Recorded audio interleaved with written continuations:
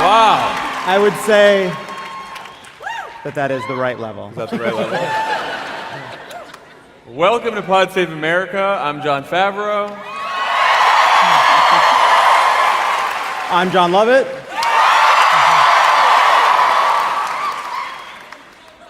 Thank you, Tommy. I got yelled at for not leaving enough space for applause at the show. I'm Tommy Vietor. I'm Pfeiffer. Guys, it is really great to be back in Chicago. Yeah. It is 10 years ago, we moved here for a campaign to work for Barack Obama. How'd that turn out? Most of us. I took Look, one of us got there eventually, which is fine. better late than never. We have a great show for you tonight. A little later, we'll be talking to the founder of Mothers Men Against Senseless Killing, Tamar Manasseh. We'll also be talking to the director of the University of Chicago Crime Lab, Jens Ludwig. But first, I think we have some news to talk about, guys. Sure. We are going to start, like we did last night, with our friend Bob Corker. This would be the first time Bob Corker got applause at a Pod Save America event. He is the newest member of the Resistance. Antifa Bob, they're calling him. Antifa Bob Corker. I thought, why are we all focusing on Bob Corker burning a trash can when there were so many peaceful protesters? So Bob Corker has no fucks left to give.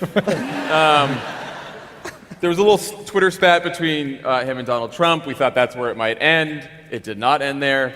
Today it got more interesting because Corker decided to talk to Jonathan Martin of the New York Times. Here's the headline, which should help you all sleep well tonight. Bob Corker says Trump's recklessness threatens World War III. Very nice. So just a reminder that this man is the Republican chairman of the Senate Foreign Relations Committee. So here's a few other choice lines from the piece related to Corker's view that the president of his own party, whom he endorsed for the job, is a threat to national security. Corker said Trump treats his office like a reality show. True. He said, he concerns me. He would have to concern anyone who cares about our nation.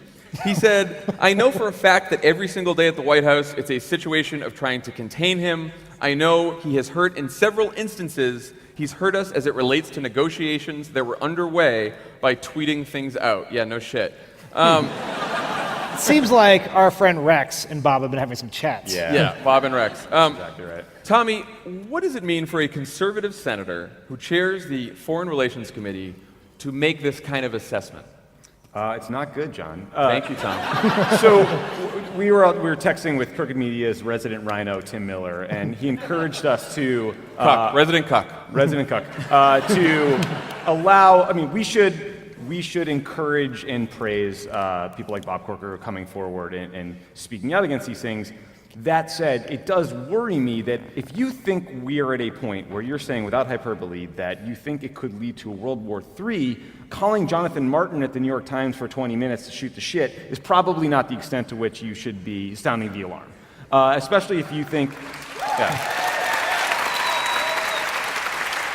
I think what Dan mentioned earlier about Rex Tillerson talking to Corker is probably exactly right. Clearly, if you're chairman of the Senate Foreign Relations Committee, that means you're talking to the Secretary of State all the time, you're doing oversight. Clearly, people at the highest levels of government who are in the White House or in the cabinet are telling him things are not good. This guy is not in control of himself, of the country. We are preventing bad things from happening every day. It's like things we're seeing leaked on background all the time. And he's probably also specifically referring to the constant tweets and taunting of Kim Jong-un, who is the leader of North Korea, who is attempting to find a way to strike us with a nuclear weapon. So all of this is disconcerting at best. Yeah, we have been told by people like Corker, by people in the media, there was the whole Committee to Save America, that the presence of figures like John Kelly, the Chief of Staff, General McMaster, the National Security Advisor, Jim Mattis, the Secretary of Defense, should make us feel better because they are able to persuade Trump to keep him in control. Seems like Corker's comments might fly in the face of that. Or there's a lot of really crazy shit they're stopping. Yeah. Yeah, no, Which raises the question, what is crazier? No, but it is. But that is the point, right? It's worse than we think. Yeah. Like I think two things can be true: that they do not have control over Donald Trump. They are unable to prevent him from doing damage via Twitter, via his phone calls, via his public statements. While at the same time, this sort of whatever Slack channel of the last adults. I believe that's the title of the movie. Is sort of working in concert to try to keep Donald Trump from doing even more destruction. Like, I think that is certainly possible. I mean, the thing is, I feel like the Bob Corker comments are instructive as to what it means to be responsible when you're not willing to do enough to meet the expectations of what you just said is going on. Bob Corker has said that Donald Trump is threatening World War III, that he's unstable, but he, A, refuses to say that Donald Trump is categorically unfit, which is some sort of threshold he's afraid to cross, right. And refused to say that endorsing Donald Trump was wrong. Now, I do not understand how it is possible to say the president I endorsed may cause World War III and is unstable, but I see no contradiction there. I see no problem there. No, but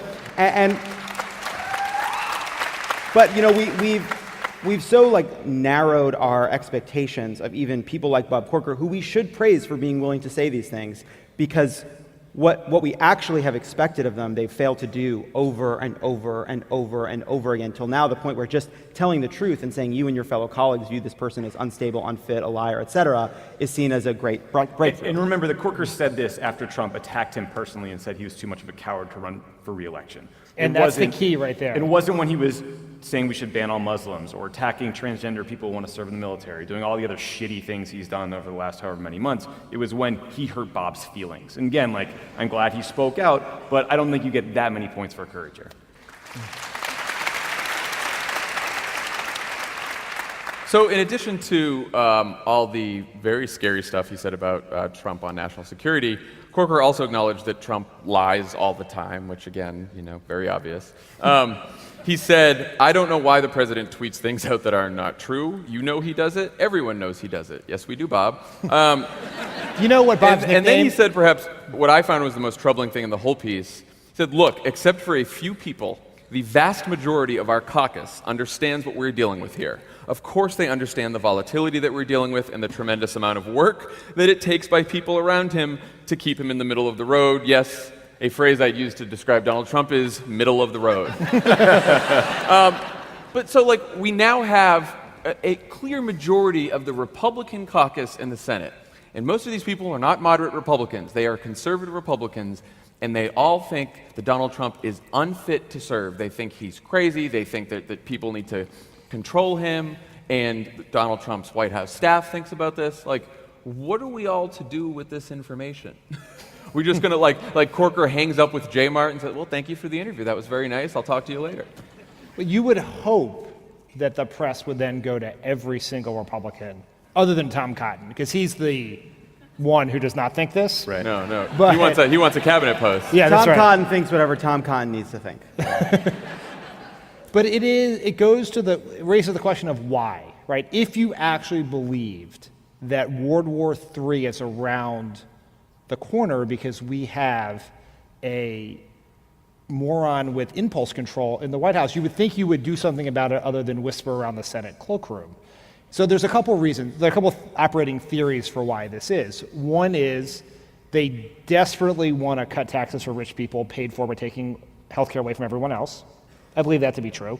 But I think the more obvious, but they can also do that with Mike Pence, right? They do not need Donald Trump for that little bit of poor public policy. But the other reason is fear, right? So as soon as this story was written, a bunch of Republicans went on cable TV to declare themselves saying, I am not one of these people. I actually really think Trump is doing a great job.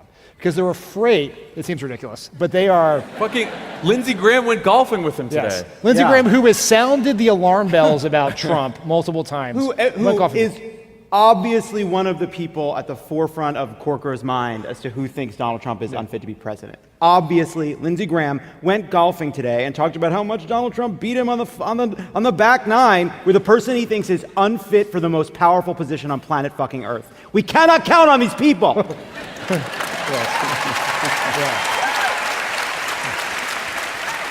else do you know about golf? I know a lot about golf, Tommy. I'm a Jew from Long Island.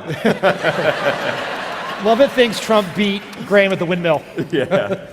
Well, so in a world where Republican senators all publicly agreed with Corker and people like Jeff Flake and sometimes John McCain, what could we expect them to do? Because I always think, like, these are conservative Republicans, right? And so to the extent that they agree with Donald Trump's conservative agenda, cutting taxes, cutting regulation, like, just because Donald Trump is an unstable lunatic, we can't expect them to suddenly abandon their own conservative principles and suddenly say, yeah, no, I don't want tax cuts for rich people. I don't want deregulations. Like, this is their agenda. But knowing that the President of the United States, who you endorsed, who you supported, is unstable, and you're worried that he's a threat to the country and the world, what can you do? What steps could they take? Like, what can we expect of them? Here's a near-term thing that Bob Corker specifically could do. Yeah. Trump has been threatening to decertify the Iran deal, which means he will say, Iran is violating the deal, or at least the spirit of the deal, so I throw it back to Congress, and I'll ask Congress and the Europeans to work with me to put sanctions back on Iran or increase pressure on them somehow. Corker was someone who didn't throw his body in front of the train when the Iran deal was passed, so he's sort of blamed for it. He can now say, fuck you, Donald Trump. What you're doing is making us less safe. I'm not going to support you in that effort, and make the politics of this a hell of a lot harder, which is why Trump's little Twitter temper tantrum is so stupid politically for him. I also think there are a lot of things that could be happening that aren't happening, that would be happening if Donald Trump were a Democrat. If you were concerned that the president's behavior was erratic and you led the Foreign Relations Committee, you could immediately call a series of hearings as to some of the most erratic and strangely conducted decisions, whether it's the Friday night Muslim ban or the transgender troop ban that he did over a tweet, which was then rejected by the Pentagon. The other thing that or the tune in next time to see what happens with North Korea tweets. Yeah. Right. Yeah. So I think you could, there has been no real, beyond the Intelligence Committee, beyond the intelligence committees, and really only in the Senate, there haven't been really expansive investigations based on what Donald Trump has done as president, some of the strange and erratic decision making. Beyond that, one of the things I think Trump exposes is the fact that there's been a bipartisan failure to rein in the presidency. And in fact, what we've seen over decades, Democrat administration, Republican administration, is a ceding of power from Congress to the White House. And it is a symptom of the kind of brokenness of our politics, the lack of imagination, that nobody's really talking about this right now when it's one of the most important things that we could be doing, and that actually if you got Democrats and Republicans in a room together, that they'd all universally agree to. The details are difficult, but without a doubt, we are also paying for the price. Part of the reason it's hard to know what exactly Bob Corker could do is that the president, the imperial presidency, puts so much of our foreign policy in the hands of this one person. And people have been ringing the alarm bell about that for a very long time. And it took Donald Trump getting those reins of power to make a lot of people realize that this is incredibly dangerous. Like, if you were really worried that Trump was going to start a war with North Korea, Congress could start sounding the alarm bells right now, demanding that before he uses force, he gets authorization from Congress. They will not do that because Chris Murphy was tweeting about that today. And I think not enough Democrats have been making that point, right? Yeah. And then the second thing is Congress has the power of the purse. They could put in all kinds of checks in the next budget, right? Trump cannot do X if he does not come back to Congress and get permission or get the committee to sign off. You could do that for use of force in North Korea. You could do it for implementing some of these things like the transgender troop ban or things like that. But they have ceded all accountability, which is something that Congress, as Lovett points out, Congress has been doing for a long time because they do not want to put their hands on the bloody knife. That's been a problem with Obama too. As much as they hated Obama and wanted to stop everything he did, they were too cowardly to actually litigate in Congress some of the harder questions about the authorization for the use of military force in Iraq and Afghanistan against Al-Qaeda generally, action against Syria. They don't want to touch anything that's hard or that may lead them to not get reelected. And so here we are with power just completely pulled over the presidency, like Lovett said. Well, so the other question I want to get at is why are they so afraid? In a traditional political world, the president is at 35 to 40% approval rating. And it's a president of your own party, and he's done all these things, and you're afraid of him. Why only Bob Corker, who's not running for re-election again, why can only, and John McCain, who's probably not going to run for re-election again, why are only these people saying something about Donald Trump and not everyone else? Are they that afraid that the base sides with Trump over them? Well, it's the state of our polarized politics that most of these people are in states or districts that are solidly Republican, where their bigger fear for their job security is a primary rather than a general election. And then you have Steve Bannon out there saying he's going to run primary challengers against all the Republican senators who are up for re-election. 15 Republican senators he wants to find primary challenges for. The only one he's sparing is Ted Cruz. Yeah. And Because he's the best one. is that Lion Ted? Lion Ted Cruz. Yeah. So far, Ted he's got Cruz. a guy who just got out of jail and the head of Blackwater, so he's doing the recruiting's not going that well. Yeah. But I think there's one key thing, right? What has held Trump up thus far is his approval among Republicans. And then we have a poll out this week from Pew, which shows that Trump's approval among Republicans has dropped to 68%. That is not a number at which he can win. And if he loses his stranglehold on the 35%, then his ability to actually enact leverage over these Republicans goes down dramatically. The question I'd like to answer is, because I don't know about that poll, what is causing the approval rating among Republicans to finally go down? Seems like it could be any number of things. I think maybe Trump doesn't wear well over time. What's that? Trump does not wear well over time. No, that's true too.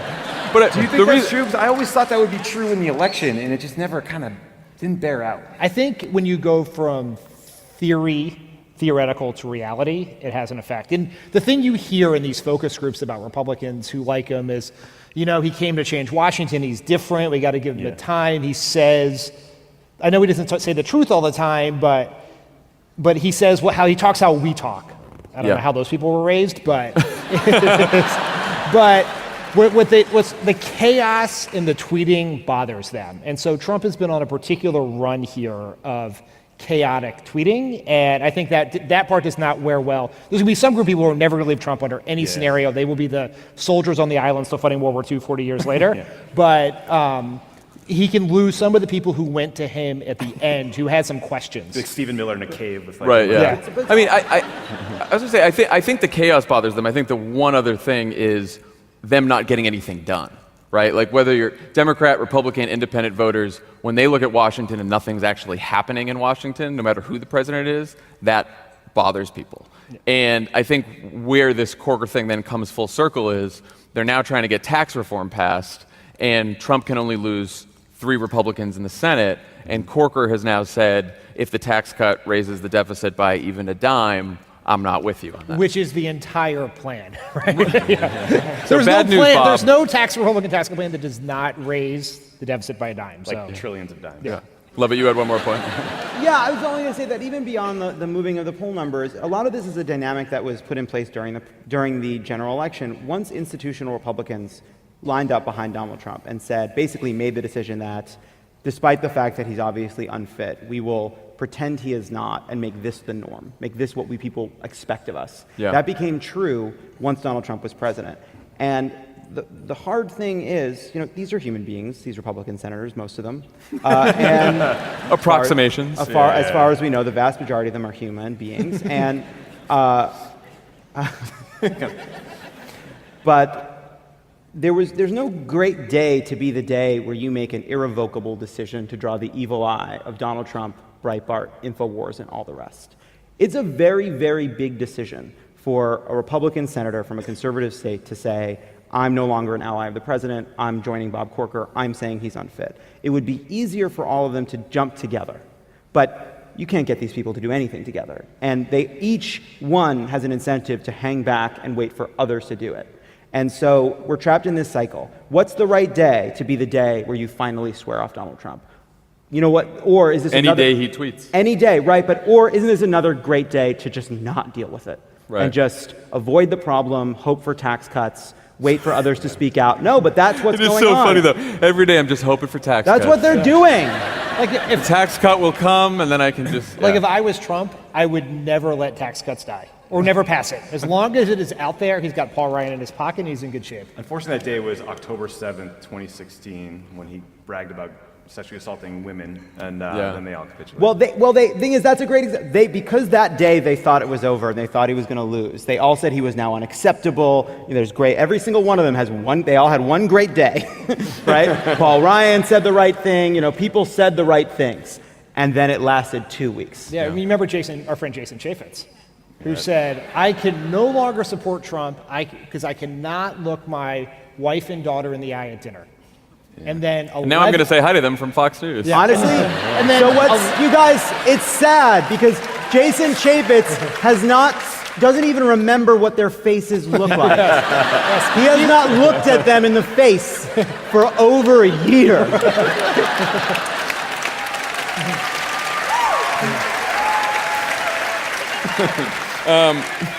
Let's talk about immigration. A few weeks after Trump, his buddies Chuck and Nancy, they, over Chinese food, great detail, agreed on the outlines of a deal where they would pass legislation that provides young, undocumented Americans a pathway to citizenship without building Trump's wall.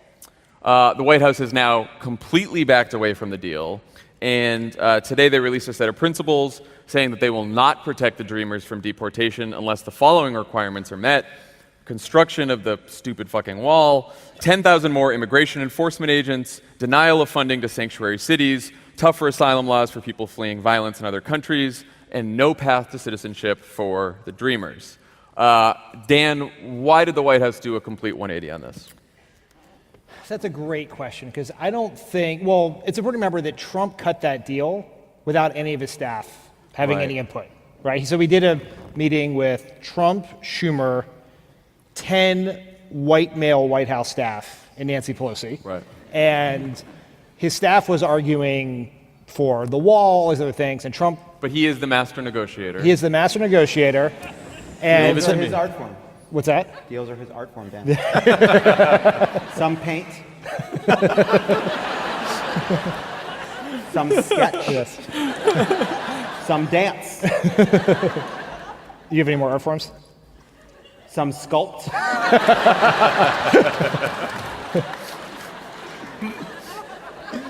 Some do monologues. Some people project onto buildings at night as sort of a piece of performance art. Some people put up big orange flags in Central Park. Go on. Some crave attention. So You know what? I want to thank you for that negative reaction to Jon's comment. Huge applause. And I want you all to know, through all the ups and downs and the horrible treatment I received from some of the people on this stage, knowing that you're all with me has gotten me through. you know what this is right here? Trump at a rally in Alabama. Yeah, by the way, Lovett told a very nice woman we met today that John's dog is in ISIS, so that's where we are. Many people are saying it. Leo is the sweetest dog you'll ever There meet. you go again, Jon. Dan the wall. Yes. Short answer now? Yeah. Sorry, Dan. Hi. This has happened before. No one on Trump's staff wanted him to do this, and he does not have the attention span to follow through on what was actually said. Like, he has forgotten that ever happened. He's moved on to 75 fights since then. And so he delegated to his staff, and his staff that does not want to, who oppose the Dreamers, who do not want to do anything to help them, are trying to undermine the deal left and right.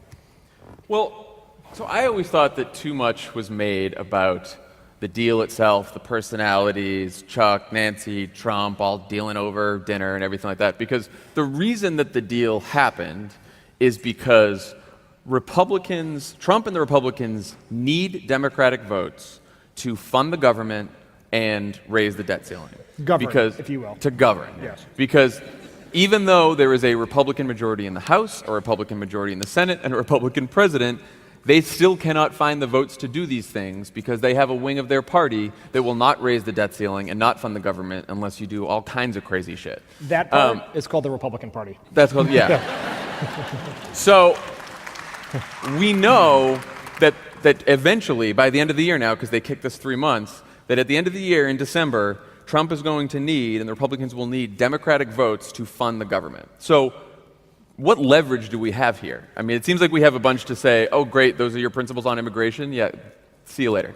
Yeah, I think that there's a solid chance that this is abnormal people doing normal politics. That two things can be true, that Trump made this deal and now Stephen Miller is heading to the Hill to kind of do his best to make it radically conservative and totally different from what Trump said, and Trump has absolutely no conception of the details. While at the same time, what's really happening is kind of normal politics, which is inevitably what will pass will be some kind of compromise that involves allowing dreamers to stay in this country without the threat of deportation, removing the legal limbo that hangs over their lives and prevents them from having a future, and can remove that, while at the same time has some kind of border enforcement, some kind of interior enforcement. That feels inevitable. So, it makes sense that Republicans would put out this series of things, including stuff that's absolutely a non-starter, the wall, defunding sanctuary cities, and a few other things, while leaving the door open to the kind of things Democrats have supported throughout every debate over immigration reform: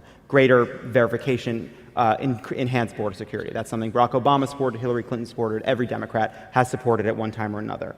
But don't you think that they're setting themselves up for, like, they're not going to be able to get the wall. Right. So now they're put out there as a promise, but at the end of the day, the Democrats can say, no, we will shut this damn government down if you are going to build a fucking wall. But then the wall comes out of the deal. The wall comes out of the deal, and Trump takes credit for enhanced border security. He can talk about how much of the wall is already built, and we're going to get drones on the border and more guys on the border. You can give, Stephen Miller is a creepy little menace, and we're going to get to him. Yeah. We'll get to him. And Donald Trump can't follow the issue, but yet still, and even Nancy Pelosi and Chuck Schumer going out there and saying this is a non-starter. This is just old-fashioned politics.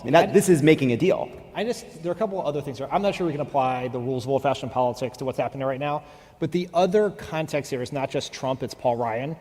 And this deal is providing some legal status to Dreamers is incredibly unpopular in Paul Ryan's caucus. And he's going to be if his job security is at risk every time he has to pass a bill with a majority of Democratic votes. So he may have to do that on a standalone Dreamers bill, on debt ceiling and funding in the government. And this is exactly how Boehner ended up going down. He was forced to eat 3 deals in a row with Nancy Pelosi doing his job. And so one of the things that's happening here is, yes, Stephen Miller is doing Stephen Miller things, which are terrible, but Paul Ryan has not talked to Nancy Pelosi about the Dreamer deal that Nancy Pelosi cut with Trump one time since that was done months ago. He's negotiating with his own band of... Wouldn't that speak to why they have to put out this crazy enforcement proposal to kind of move the debate to the right a little, to make up for the fact that Trump barely understands the issue and made a deal with Nancy and Chuck? It could, but I think also the problem here is the person in the White House who we're going to get to who's driving this wants the deal to die.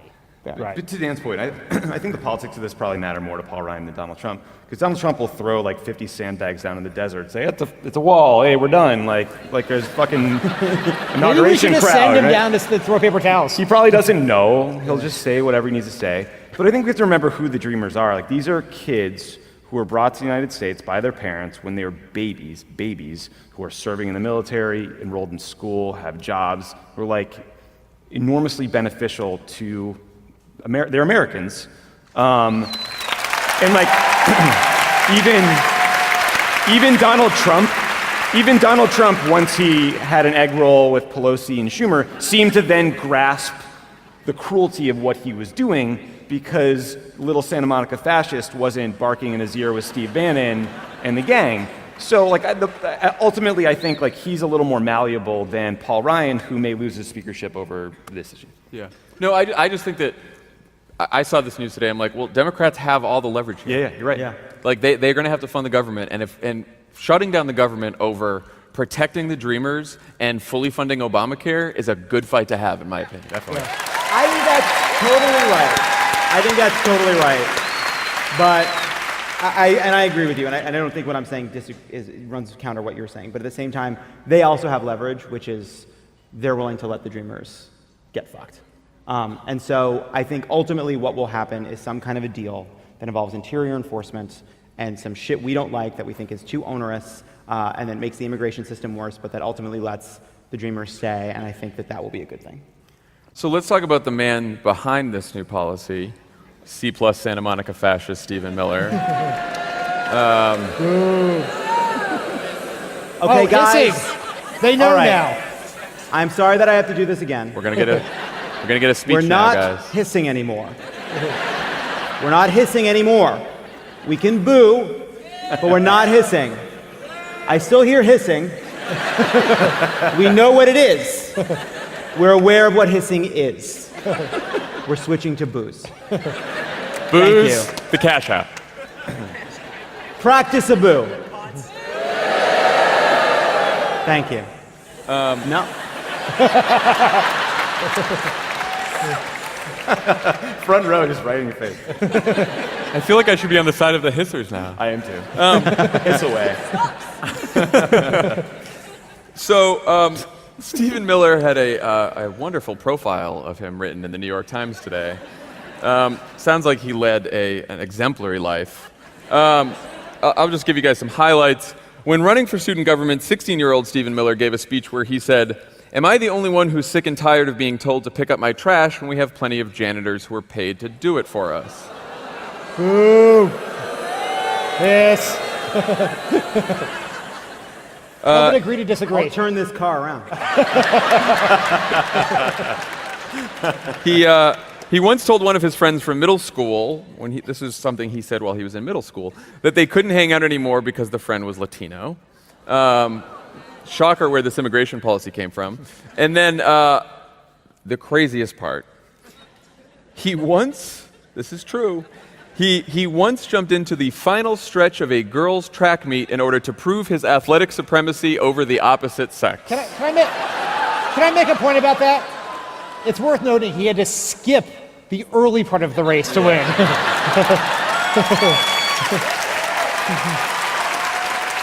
Now, best part of that little anecdote is they contact the White House to say, "We're going to print this. Do you have any comment about the fact that he jumped in the end of the race to prove he was faster than women?" And they said, "We got you, New York Times. This was a girls' team from another school, not his own." That was the White House comment. By the way, could you imagine if someone told the New York Times something you did in middle school and they printed it? Like, Tommy crank called QVC 4 hours a weekend every weekend for 3 years. It's like, What? I was very bored. You guys thought Tommy was the earnest one. You guys didn't crank calls are the best. Don't even stop it. I have no real questions about the Stephen Miller thing. I kind of just wanted to give you, Lovett, a chance Here's to... what I think. Because I want think people to know that I do enable you for all the... Somewhere in America, there's a deeply strange, likely racist, conservative woman who has a type. And that type is vicious, mean-spirited, balding Santa Monica weirdos. And it's very clear that they need to meet. Because what radiates off the page of the New York Times or every picture of Stephen Miller is the fact that so much of this is driven by the fact that he is lonely and single. It's so thick how it wafts off the newspaper to the point where it's difficult to see the words beneath it. Maybe Ann Coulter as a cousin. Because I gotta tell you,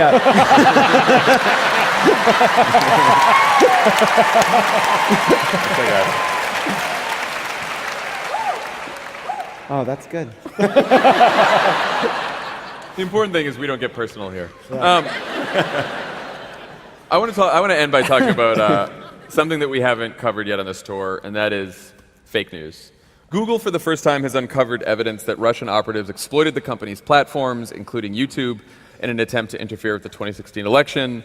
This discovery, of course, follows the revelations that both Twitter and Facebook were also exploited by Russian operatives. Facebook recently turned their Russian purchased ads over to the government.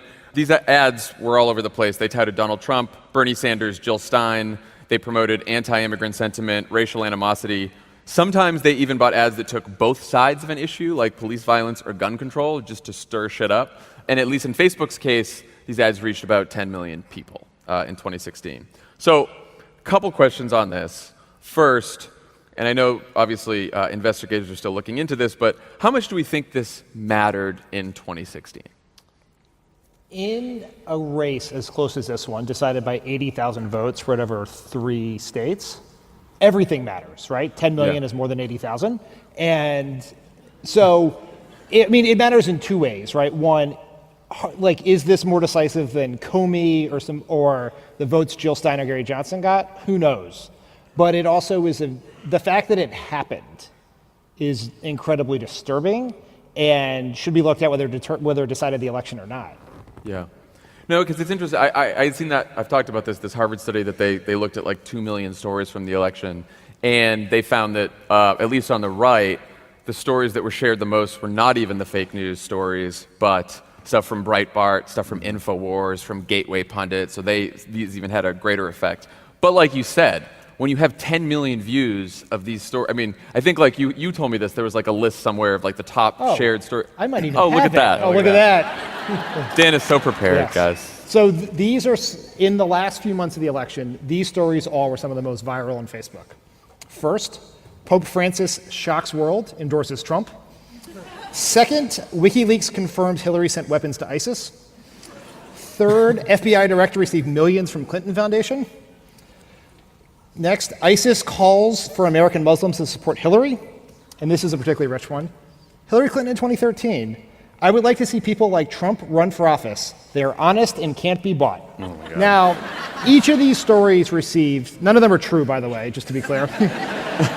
Each of them received 2 million engagements on Facebook, and each of them received 6 times as much as engagement on Facebook as the New York Times story with the most engagement over that same period of time. So people saw these stories. Like, we don't know that these were specific actions from the Russians or with their inclusion with the Trump campaign, but people saw this stuff and some number of people believed it. Those are really good fake stories, right? They're really smart.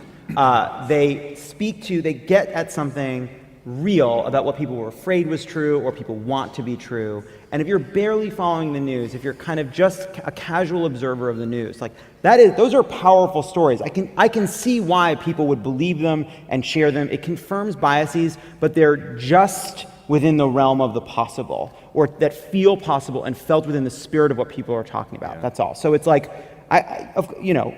those being shared, it's hard to really separate out the influence of those kinds of things, because it's really adding to, like, it's a compound effect, because this election was like a soup of bullshit. There was so many different things. There's Trump lying all the time, there's Breitbart, there's InfoWars, and then it's people sitting on the toilet rolling through their phone, and it's like, Hillary email server, private house. Hillary gave the FBI director millions of dollars, right? That's what's going on in people's in conservative Facebook feeds, and the same exists on the liberal side. But, anyway.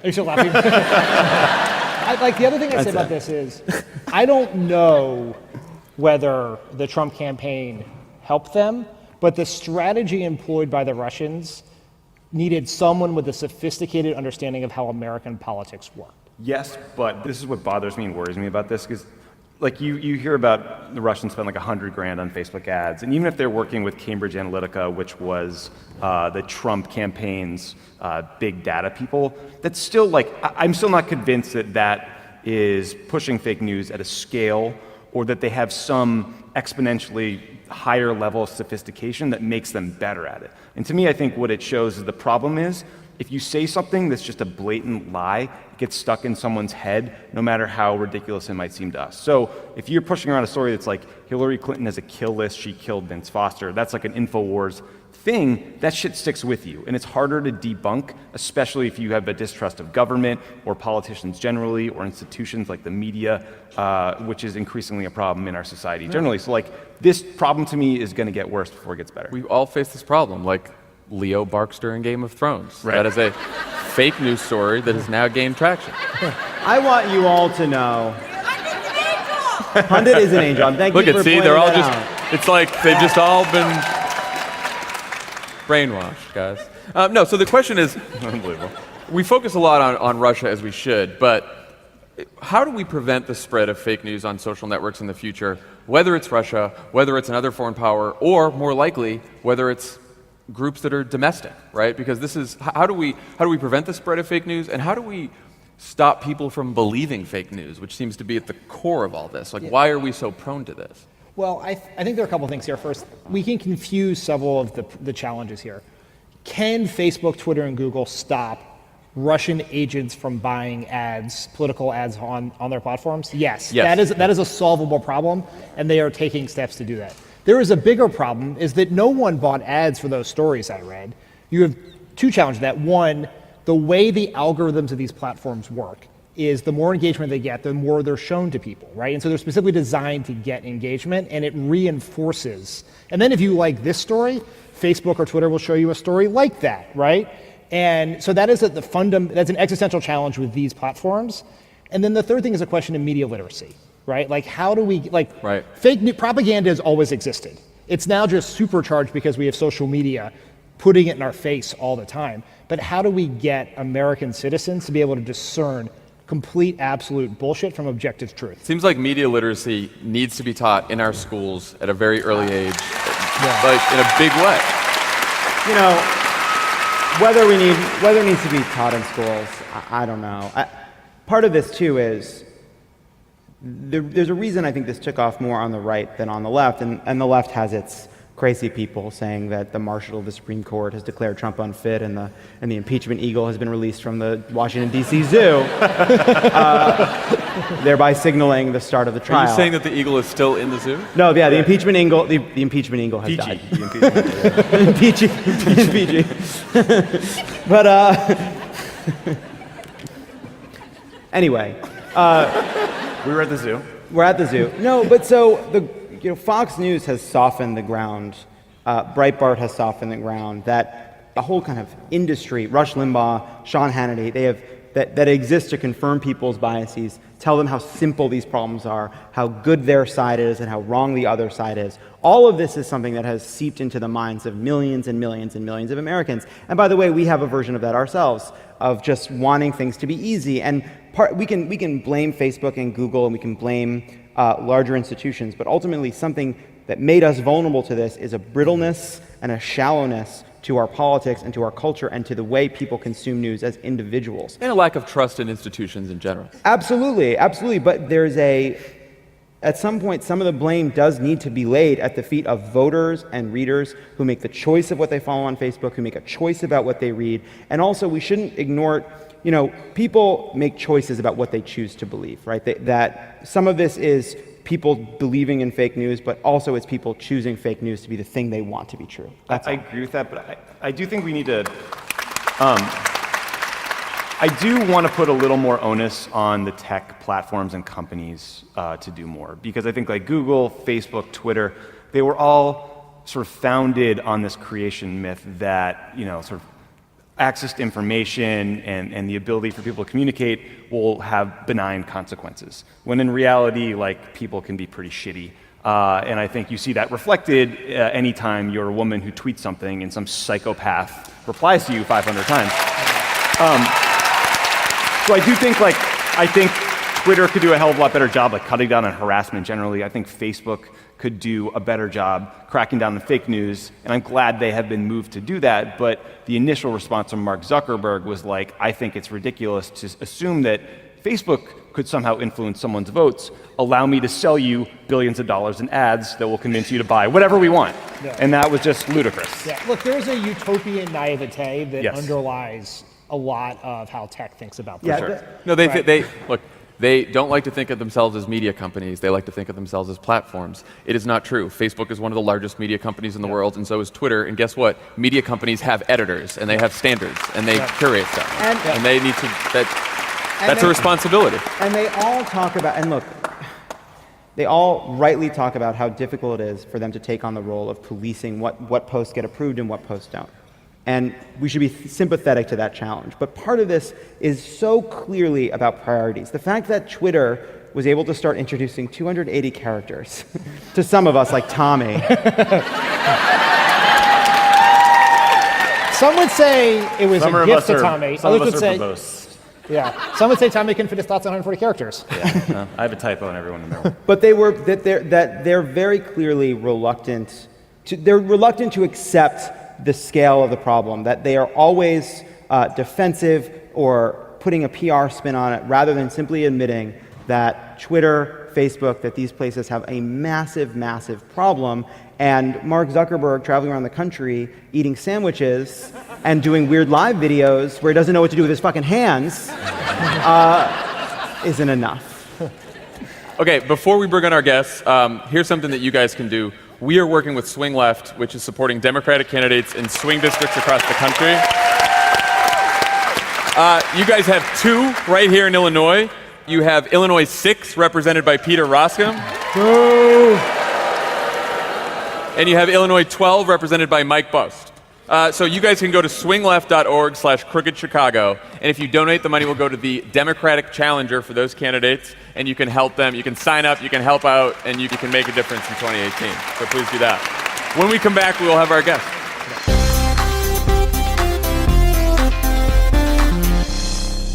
Pod Save America is brought to you by the podcast What Really Happened. Napoleon famously said, "History is a version of past events that people have decided upon." In other words, there are many sides to every story. But that's exactly what Napoleon would say. He would say that. So what really happened? On Elba. Award-winning documentary Or filmmaker Waterloo. Award-winning documentary filmmaker Andrew Jenks isn't interested. Three-pointed hat. Award-winning documentary filmmaker Andrew Jenks. Famously short. Award-winning documentary filmmaker Andrew Jenks isn't interested in the conspiracy. Keep it all in, Napoleon Chris. complex. And now he doesn't even need a camera. With cutting-edge information databases, newfound witnesses, and rogue investigators across the globe, Jenks finds the access and speaks with the people who can help him extricate the facts and unravel the truth, however dirty and foggy it may get. Napoleon's also it's a pastry. Cool. Did Muhammad Ali really save a man from jumping off a 9th-floor office building? Who was really at fault for Britney Spears' supposed meltdown? Ooh. Justin Timberlake. A broken culture. Is there actual information about Princess Diana's death? Why did Michael Jordan really retire? That I want to know. What Really Happened by Andrew Gambling. Jenks is a new groundbreaking documentary podcast series executive produced by Dwayne Johnson and Danny Garcia. The Rock? You can subscribe and listen to the trailer of What Really Happened now on Apple Podcasts and wherever you listen to your podcasts. Pod Save America is brought to you by Harry's. What would you do with an extra $100? So many things, John. Buy merch. Did you know that if you're a frequent shaver, you could save over $100 a year if you shave with Harry's instead of your current razor? I did know that. Even infrequent shavers, Like me. can save about $50. Guys, here's some things that $100 can buy you. I'm going to go ahead and run down a list. Oh, Lord. 40 cups of coffee. 42 gallons of gas, that's about 1,000 miles of free driving. Where are you buying the gas? You're buying it in the Midwest. Those are some Bill Clinton gas prices. One round trip flight if you've already saved a whole bunch of miles. 11 movie theater tickets. A nice dinner with someone special. True. Okay. Very The true. best part. At Chipotle. And the best part, No, guys. you can go to a nice place. You can get apps. You can get that's you two could go to like a steaks. cheesecake factory. You get Couple It's drinks. delicious. you couple can get drinks. a spinach and artichoke dip. Outback. Couple Steakhouse. steaks. Share a dessert. Each get a drink. I think you're walking out for under 100. Yeah. How Some do of you these know places. how much sure. a spinach artichoke dip costs? It's instinct. Having ordered it so many times, it becomes like second nature to me. Back to Harry's. Does someone want to talk about the last time they used Harry's? I do, John. I brought a Harry's razor on this very tour and shaved my face with it today. If you could only see In- how clean Tommy's face Tommy's looks one right of those now. people who saves less than $100. Yeah, about $30 a year. I like it for the closeness of patchy. the shave and the comfortable glide. Anyone else? Say that thing about comfortable glide again, John. Harry's is a high-quality shave that's better for your face and your wallet. Save time and money with Harry's. They're able to provide you an amazing quality shave at an affordable price by owning the factory and taking less profit. They pass those savings directly on to you and ship straight to your door. Over 3 million guys have made the switch to Harry's. There's a 100% satisfaction guarantee, or you're going to get your money back. Get started with your free trial offer today. All you cover is just a few bucks in shipping to get your free trial set, including a handle, blade, shave gel, and travel blade cover. I think a lot of guys are going to be very interested in that smooth glide. Harrys.com/crooked. That's Harrys.com/crooked. Please welcome our guest today, Tamar Manassa, the co-founder of Mask, and Jens Ludwig, the director of the University of Chicago Crime Lab.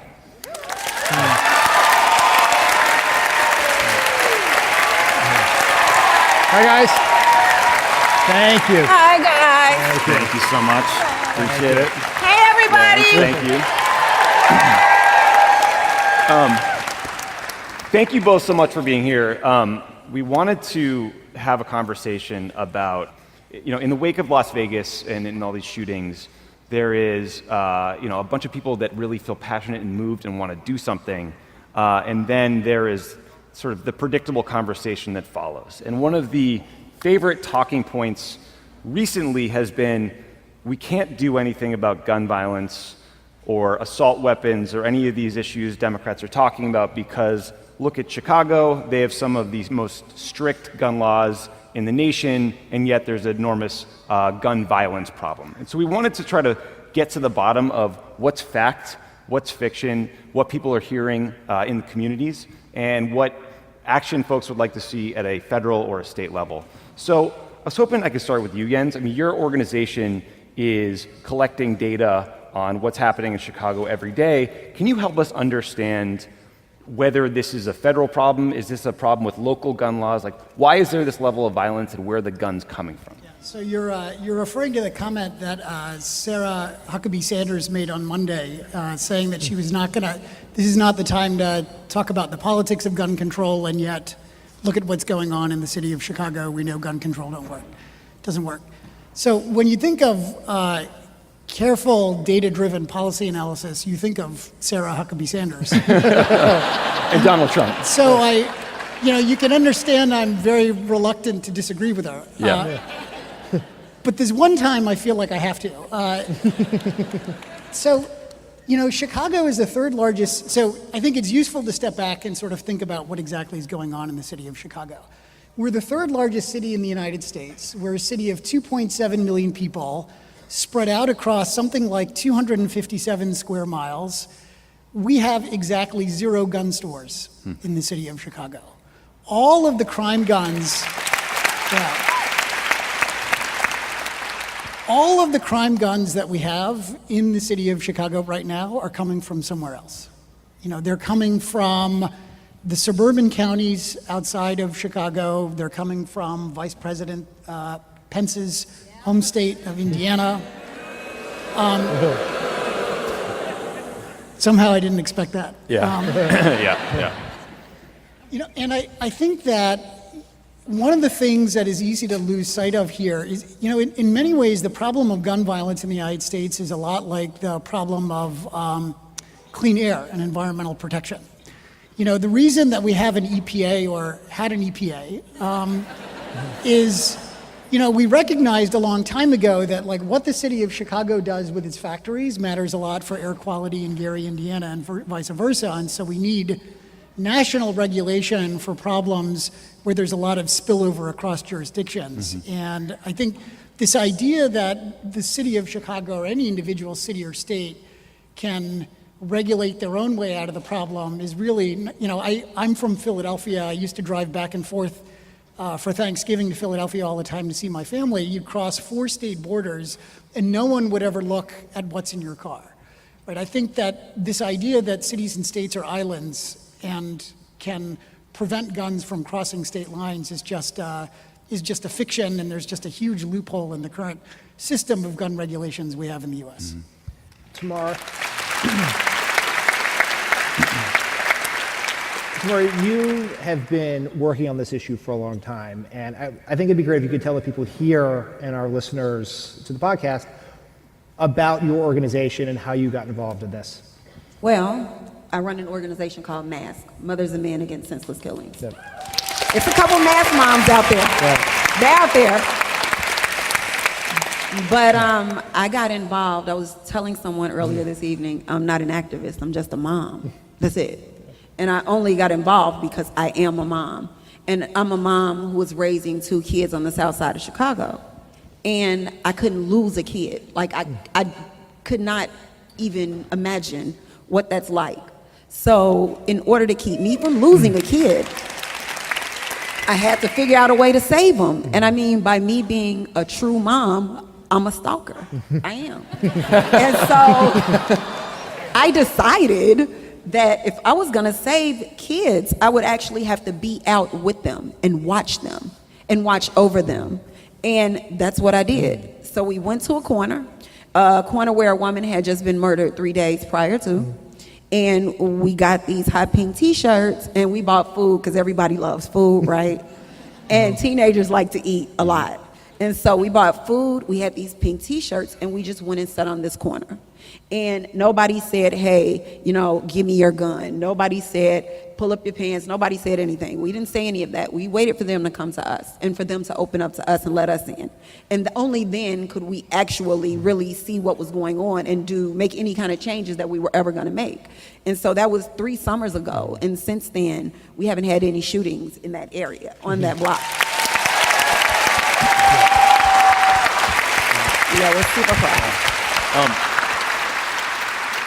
So I think, when you hear President Trump or Sarah Huckabee Sanders sort of citing Chicago, I think there's just obvious racial overtones that we should be honest about, because they're saying, like, they're pointing to African American and Latino communities and saying there's violence there, and it just makes it all feel so cynical. But I do think one of the problems with this debate is we've allowed cynicism to take hold of it and calcify it a bit. So I'd love to ask both of you, what would you like to see the federal government do? And what would you like people in the audience who want to help? What could they do to support your efforts or, push for laws at a federal level? Well, on a federal level, it's so funny that we're sitting here having a real conversation about, Donald Trump. Seriously, we're really going to talk about that? It's like Yosemite Sam is the president, and we're having a serious conversation about this. So when I think about federal government doing anything for us on the south side of Chicago, I don't necessarily see where local government wants to be too involved in anything that's going to help us, especially in neighborhoods like Inglewood and Lawndale and places like that, unless it's 3 months before Election Day. That's it. Any other time, not so much. I think what I've learned in my 3 years of doing what I do is that it has to come, change is going to come from the bottom up. It's not going to be the top down. And so what we have to do as people, we have to know our neighbors. It's really, honestly, that simple. You have to know your neighbors. You have to know you have to build community. You can't know more people on social media. You're more familiar with people on social media than you are the people who live next door to you. That is a problem for us.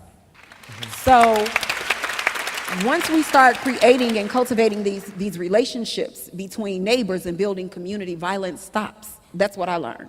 I learned that when everybody knew everybody, nobody was breaking anybody's houses. Nobody was shooting at anybody because everybody knew each other. And that's what we have to get back to, that we have to build a stronger sense of community. And that takes care of a lot of the violence. People you don't necessarily shoot your neighbors. I mean, I got some neighbors that I want to shoot, but I'm not going to do it. But yeah, that's how it goes. So I think the change is going to come from us. And then we as the people, we influence the government, the state government, the local government, the federal government. We do that. But first, we have to become a people who will do that. That's what has to happen first. Is there something you'd like to see done on a policy level, either at the state or federal level? Yeah, I want to come back to to this issue of the flow of guns into the city of Chicago. I think we've gotten to a point where we have nearly 300 million guns in circulation in the United States, and I think it's very easy to look at that and just throw your hands up and give up altogether. I think one reason for optimism is when you look at the data on who's using guns in crime, you realize that most of the people who are using guns to shoot other people, to rob other people, get their guns relatively soon before they actually use the gun against somebody else. And most of the 300 million guns that we have in the United States are in the hands of people like me, middle-aged, middle-class white guys who just have a basement full of guns and never do anything with them. So if you think about the United States as like a ginormous bathtub full of guns, you don't have to worry about the entire bathtub. You just have to worry about essentially the drain, the flow of guns into the hands of, it's mostly like young people who are using the guns against each other.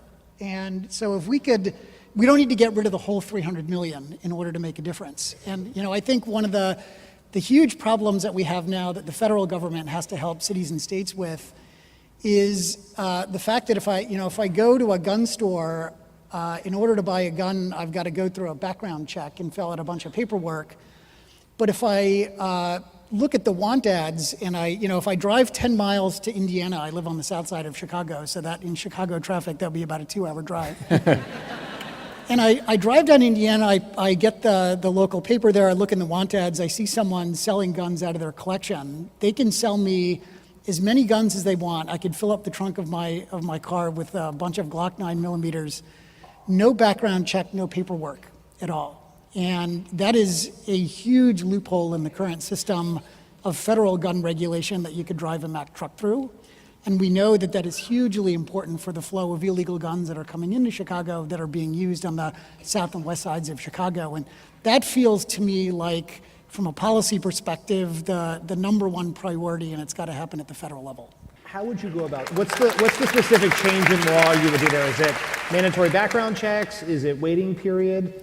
Primarily, I think there's some new research that suggests that waiting periods can also be helpful. There are a bunch of people who are using guns in crime who have passing motivation to do it. So if you have a waiting period, that might do some good.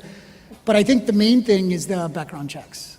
I think that it's going to be very hard to do this at the federal level in the foreseeable future, it goes without saying. But I think one of the things that we've seen some states having good luck with is, I hate to even say the thing I'm about to say, is ballot referenda. Mm-hmm.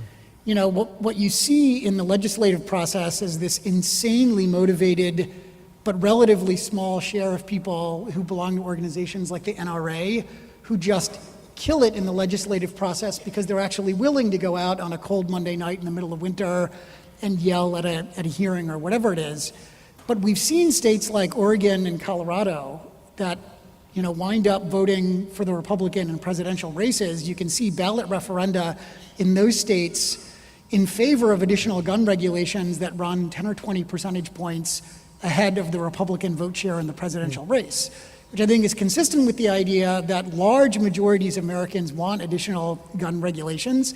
They're just not willing to do very much to get there. And so what we should be thinking about is ways of kind of neutralizing the insane power of this very motivated minority over the enormous majority that we have. I think more recently, thanks to cell phone video, thanks to activists like Colin Kaepernick, people have become, I think the broader country, white people, have become much more aware of the problem of police brutality and police violence against largely African Americans that has existed for a long time. Before the show, we were talking upstairs about your relationship with police, and it sounds like it varies sort of precinct by precinct. Do you feel like the police are, the tactics are helping, hurting? Is it case by case? Like, what would you like to see from the police in Chicago? I'd like to see them all give each other a hug. That's what they need. They are a group of very angry people. I'm not saying all of them because, you're not painting anyone with a, broad stroke or anything, but there's not enough sensitivity to the people in the neighborhoods that they actually police.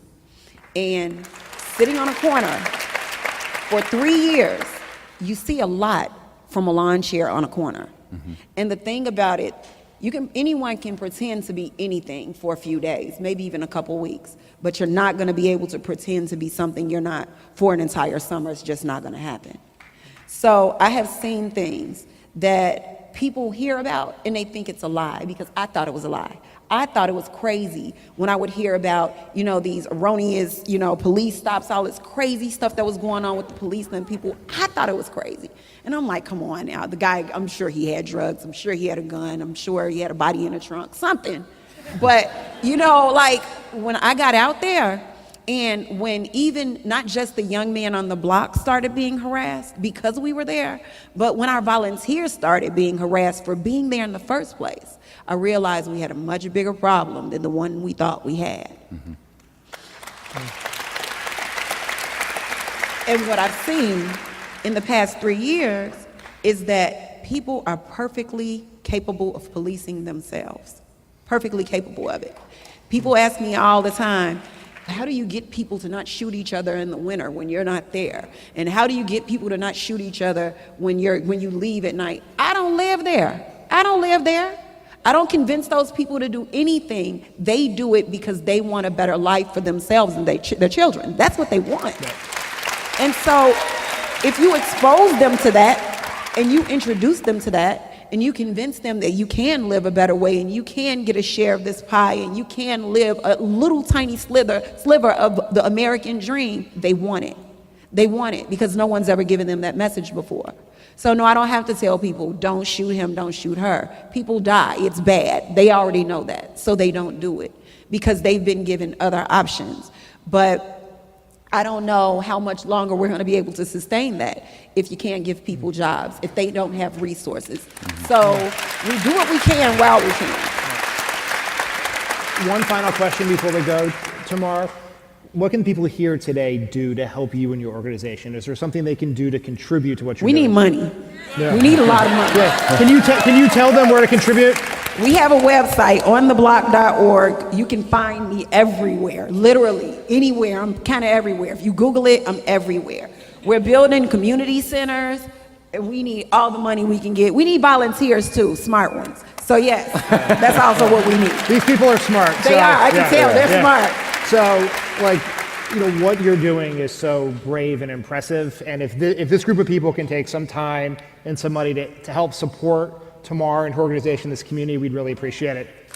Thank you. Thank you. Tamar, in the end, thank you so much for joining us. We really appreciate it. Well, thank you. Thank you. Thank you. You were great. Thank you so much. I think we have a game to play, Lovett. Yeah, we're gonna bring a little love it or leave it. Now for a segment we call OK Stop. I love that. Here's how it works. We watch a clip, and as it goes, when it so suits us, we say OK Stop. Today, we're going to watch an interview that Donald Trump gave with a very tough interlocutor, the father of his press secretary, because Donald Trump sat down with Mike Huckabee, Twitter jokester, moral monster. It's a great clip because Donald Trump sometimes says his craziest and most despicable things when he's comfortable. So we'll roll the clip and we'll stop it as we go. Some of the media trying to say that you weren't attentive, but the people on the ground, the ones who were actually in the middle, thought your response was pitch perfect. Is that frustrating stop. to you? That's not a question. How did he come up with that? I just want us, look, are we liberal guys? Sure. But we have been tougher on Hillary Clinton and Barack Obama than Mike Huckabee or Sean Hannity has ever been on this fucking guy. Yeah. That's all I wanted to say about that. That wasn't a question. That was a lie in the form of a statement posed as a question that any objective person could tell you is ridiculous. His response was attacking a bear and tweeting bullshit and golfing. Great from the local officials who actually know, but different from the media? Well, it is, and I will say this, it's fake news. There's nothing else you can say about it. And we weren't treated fairly by the media because we really did a good job. Okay, one stop. example. They did not do a good job. Today, 90% of people in Puerto Rico have no electricity and 50% have no drinkable water. So they did not do a good job. But John, FEMA did take the step of deleting those statistics from the website. That is true.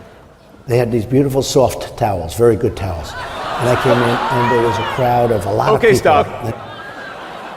Paper towels come wrapped in plastic bags. You don't know if they're soft. They were screaming and they were loving everything. And I was having fun. They were having fun. They said, throw them to me, throw Okay, them to me. A couple things. One, when was the last time that Donald Trump touched a paper towel? He is mystified by this quicker, picker-up magical machine. Two, they were not having fun. Their homes had been destroyed by a hurricane. But it's like, hey, here comes a paper Yeah. towel. This is It's what not- many people in hurricanes say is what all I need to get back on my feet. It wasn't it wasn't a fucking Dave and Buster's. It was a shelter.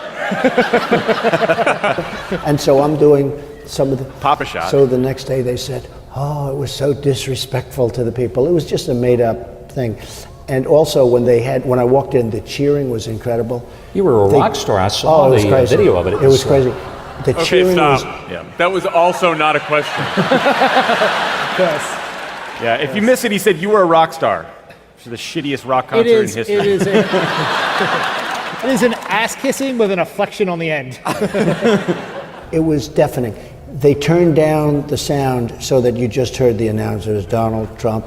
And I mean, look, Okay, stop. The media- Just a small thing. But he's complaining about the audio team at his visit to a storm-ravaged community. He's talking about the mic levels. He's like, I'm here to help these people in the middle of a storm. Why didn't they mic the house? it's fake. In the meantime, I'm here. It's sort of amazing. So I'm here, and Okay, I sometimes stop. ask, It's not about you.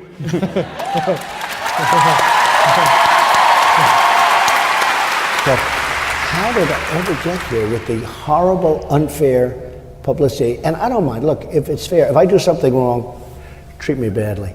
But when we're doing good, it should be fair. The media is really the word. I think one of the greatest of all terms I've come up with is fake. I guess. Okay, stop.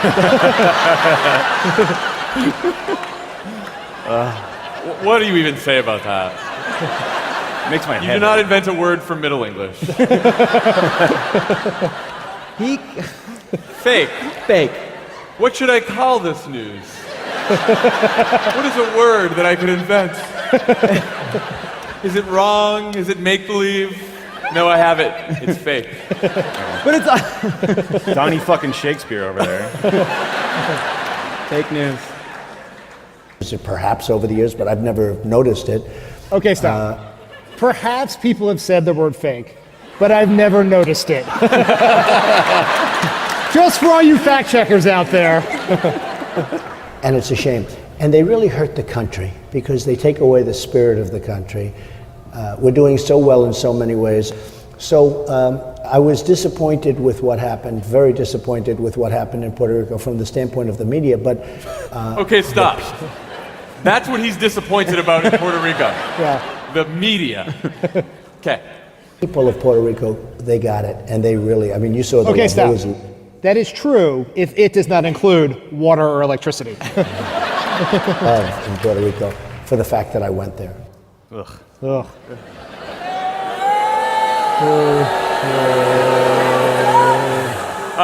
Here's something to do, guys.